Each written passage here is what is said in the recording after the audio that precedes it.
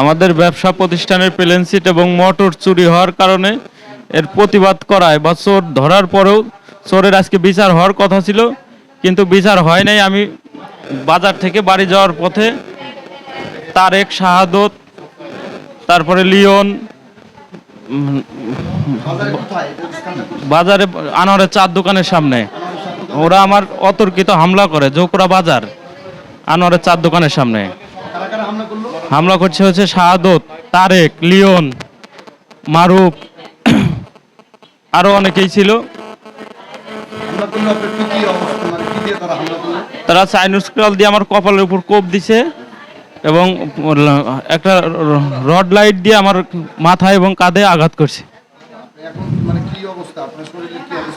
আমার শরীরের অবস্থা এখন খুবই খারাপ। জি, জৌকুরা বাজারে আনোয়ারের চার দোকানের সামনে। আমি চুরির প্রতিবাদ করছিলাম।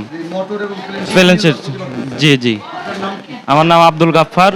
আমি থানা ছাত্রদলের যুগ্ম সাধারণ সম্পাদক, সদর থানা। জি,